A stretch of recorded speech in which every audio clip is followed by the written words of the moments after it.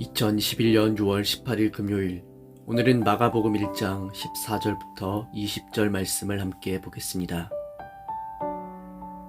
요한이 잡힌 후 예수께서 갈릴리에 오셔서 하나님의 복음을 전파하여 이르시되 때가 찼고 하나님의 나라가 가까이 왔으니 회개하고 복음을 믿으라 하시더라. 갈릴리 해변으로 지나가시다가 시몬과 그 형제 안드레가 바다에 금을 던지는 것을 보시니 그들은 어부라. 예수께서 이르시되 나를 따라오라. 내가 너희로 사람을 낚는 어부가 되게 하리라 하시니 곧 그물을 버려두고 따르니라. 조금 더 가시다가 세베대의 아들 야고보와 그 형제 요한을 보시니 그들도 배에 있어 그물을 깁는데 곧 부르시니 그 아버지 세베대를 품꾼들과 함께 배에 버려두고 예수를 따라가니라. 아멘. 잠시 기도하시겠습니다. 사랑과 진리의 하나님, 언제나 우리에게 모든 좋은 것으로 풍성하게 채워주시는 아버지 하나님의 극진하신 사랑과 은혜에 감사드립니다. 우리를 향하여 너는 내 사랑하는 나의 자녀라고 말씀하여 주신 주님, 오늘 하루도 말씀을 통해 하나님과 더 깊은 관계 속으로 들어갈 수 있도록 인도하여 주옵소서. 악하고 음란한 세대 가운데 오직 주님의 뜻을 분별하여 거룩하고 순결한 주님의 신부로서 하나님의 기뻐하실 뜻을 따라 순종하는 우리의 삶이 되게 하여 주옵소서. 예수님의 이름으로 기도드립니다. 아멘. 마가는 다른 복음서에 비해서 그분의 가르침에 대한 내용보다는 그가 행하신 일에 초점을 맞추어 우리들에게 예수 그리스도를 소개하여 주고 있습니다. 어제 본문의 말씀을 통해 우리는 하나님께서 직접 예수 그리스도를 통한 복음의 역사를 시작하셨다는 사실을 보았습니다. 이제 오늘 본문의 말씀에서는 마가는 복음의 역사의 시작으로서 예수 그리스도가 외치신 첫 번째 메시지를 전하여 주고 있습니다. 요한이 감옥에 갇힌 뒤 예수님께서는 갈릴리로 가셔서 하나님의 복음을 전하셨습니다. 예수님께서는 때가 되었다. 하나님 나라가 가까이 왔다. 회개하고 복음을 믿어라 하고 말씀하셨습니다. 예수님께서 가장 먼저 하신 것은 갈릴리로 가서 하나님의 복음을 전하셨다는 것입니다. 우리말로 복음이란 흔히 복된 소식으로 해석됩니다. 복음이란 말의 헬라어를 살펴보면 유앙겔리온이라고 하는데 그 의미가 기쁨을 주는 소식이라고 볼 수 있습니다. 그런데 복음이라는 것은 그저 우리가 들을 수 있는 수많은 이야기들 가운데 하나가 아닙니다. 복음이란 우리들의 삶을 바꿀 수 있는 아주 중대한 소식, 너무나 놀라운 소식을 의미하는 것입니다. 팀 켈러의 왕의 십자가라는 책을 보면 이 부분에 대해서 이렇게 설명합니다. 예수님과 마가 당시의 고대 로마 비문에는 이런 글이 새겨져 있습니다. 가이사 아구스도 복음의 시작. 이 비문은 로마 황제 가이사 아구스도의 탄생과 즉위 과정을 기록하고 있습니다. 이처럼 복음은 큰 변화를 일으킨 사건에 관한 소식이었습니다. 이를테면 대관식이나 승리에 관한 소식이 복음이었습니다. 복음은 역사 속에서 발생한 사건을 선언하는 것입니다. 당신의 신분을 영원히 변화시키는 역사적 사건이 발생했음을 당신에게 알리는 선언입니다. 그러므로 오늘 마가는 우리들에게 이 놀라운 사건이 예수 그리스도를 통하여 우리들의 시간과 공간, 곧 역사 속에 전해지고 있다고 말하고 있습니다. 우리들의 삶을 송두리째 바꿀 수 있는 이 놀라운 소식, 바로 우리 모두가 반드시 들어야만 하는 아주 중요한 소식입니다. 이와 같은 역사적 변화의 시작에서 주님은 우리들을 향하여 이렇게 말씀하십니다. 하나님 나라의 복음을 들어라. 하나님 나라가 가까이 왔으니 회개하고 복음을 믿어라. 우리들의 삶을 변화시킬 아주 중요한 분기점에서 주님은 회개하고 복음을 듣고 믿으라고 선언하십니다. 회개라는 것은 무엇인가로부터 돌아서라는 의미를 가지고 있습니다. 하나님이 아닌 자신이 중심이 되어 살아가던 삶에서 돌아서서 하나님 중심의 삶으로 돌아오라는 것입니다. 이 모든 이야기의 시작을 잘 이해하기 위해서는 창세기 1장부터 3장의 말씀을 함께 묵상하는 것이 좋습니다. 인간은 하나님께 창조받았고 하나님을 위해 살아가는 존재로 지음을 받았습니다. 태초에 하나님께서 지금 우리가 살아가는 이 모든 세계를 만드신 것은 모두 우리를 위한 것이었습니다. 하나님께서는 인간이 살아갈 수 있는 최적의 환경을 이루신 후에야 가장 마지막으로 인간을 창조하셨습니다. 하나님께서는 지으신 모든 세계를 보며 기뻐하셨지만 그 가운데서도 그를 가장 기쁘게 한 것은 하나님의 형상을 따라 지음받은 인간이 그 세계 속에서 하나님 중심의 삶을 살아가는 것이었습니다. 하나님은 이 장면을 보시며 심히 기뻐하셨습니다.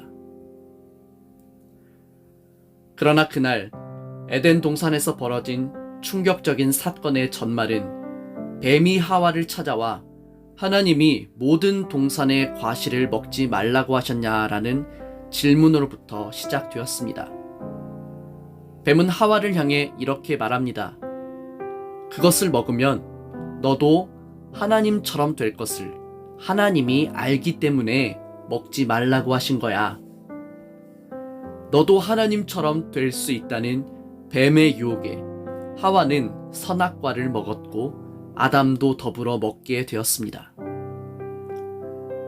하나님 중심으로 살아가야 할 인간이 너도 하나님처럼 될 수 있다는 뱀의 말을 믿고 선악과를 먹은 것은 우리들에게 죄의 본질이 무엇인지를 알려줍니다.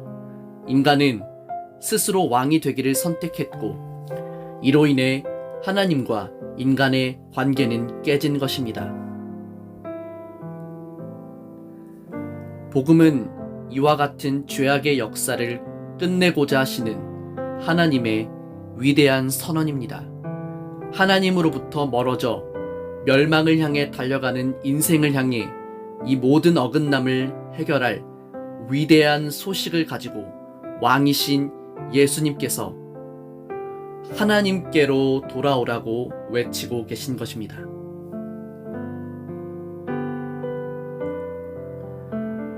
예수님께서 갈릴리 호숫가를 지나가시다가 시몬과 그의 동생 안드레를 보셨습니다.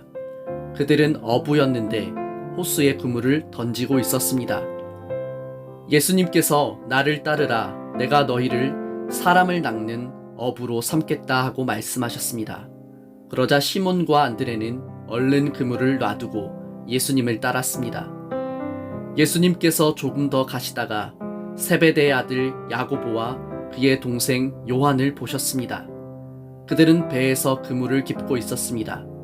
예수님께서 그들을 부르시자 그들은 아버지 세베대와 일꾼들을 배에 남겨두고 예수님을 따라 나섰습니다.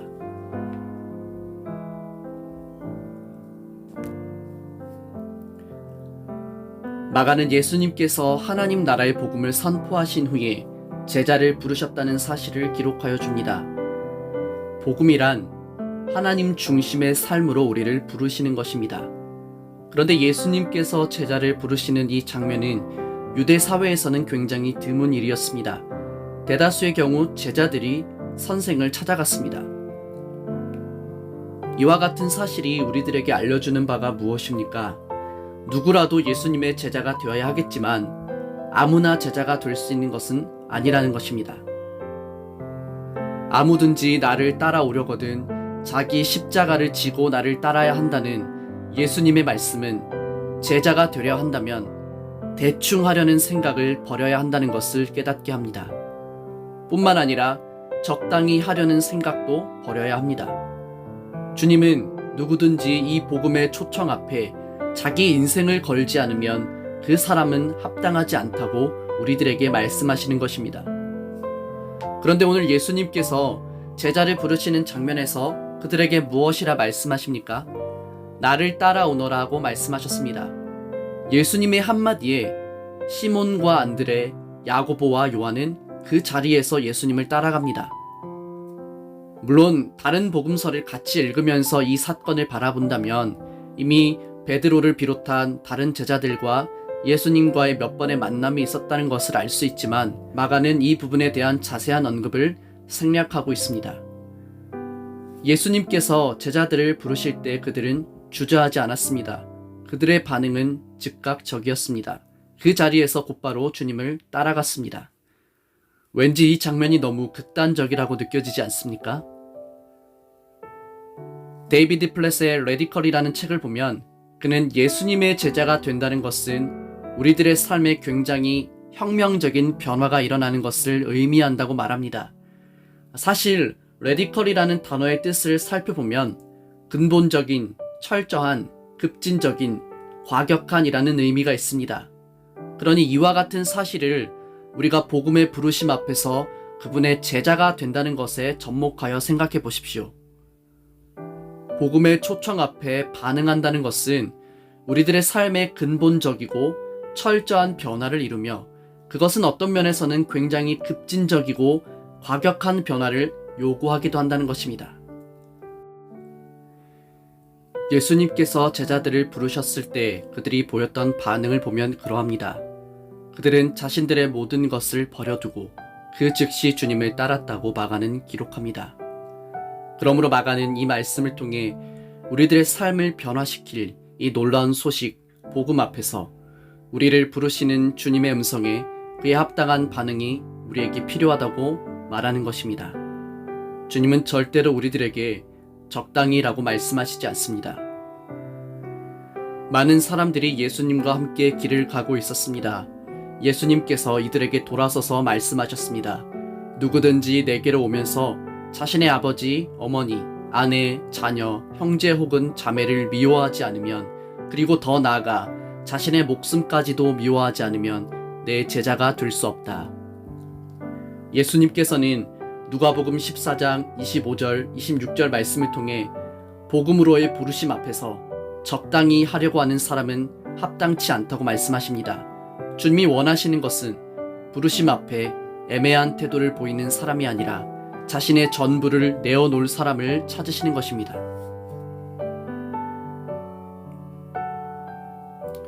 복음으로의 부르심 앞에서 우리는 그것이 우리들에게 너무나 무리한 요구를 하는 것이 아닌가라는 생각이 들 수 있습니다. 그러나 그것은 예수님께서 말씀하신 것에 의하면 우리에게 여전히 하나님 중심으로 살아가는 것보다 더 중요하게 여겨지는 것, 더 사랑하는 것, 우리의 삶에 복음을 따라 살아가는 것보다 더 우선으로 여겨지는 것이 있기 때문에 어렵게 느껴지는 것입니다. 그러므로 복음의 이와 같은 부르심 앞에서 오늘 여러분은 어떤 선택을 하시겠습니까? 나를 중심으로 살아가던 삶에서 돌이켜 이제는 하나님 중심으로 살아가라는 예수님의 외침과 부르심이 오늘 우리의 삶과 어떤 상관이 있습니까? 오늘 이 말씀 앞에서 우리들은 과연 어떠한 모습으로 주님을 따르고 있는지를 돌아보기 원합니다. 복음이라는 우리의 삶에 거대한 변화를 이룰 소식이 정말 여러분의 삶에 근본적이고 철저한 변화를 이루었습니까? 우리 모두가 하나님 중심의 삶으로 돌아오라는 주님의 음성에 순종하여 오직 그분의 말씀에 나의 인생 전부를 걸고 따르는 참 제자가 되기를 간절히 소망합니다. 우리의 삶에 새로운 역사를 이루실 주님을 바라보십시오. 하나님 중심의 삶에서 이전에는 누리지 못했던 참 만족과 기쁨, 행복을 누리십시오.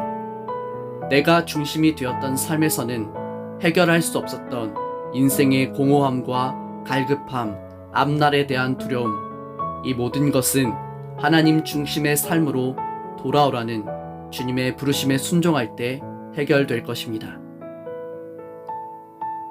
이 놀라운 복음의 역사 중심에 저와 여러분이 함께 거하여 날마다 하나님 중심의 삶을 통해 우리 인생 가운데 선을 이루어 가시는 하나님을 경험하는 저와 여러분의 삶이 되기를 우리 주 예수님의 이름으로 간절히 축복합니다.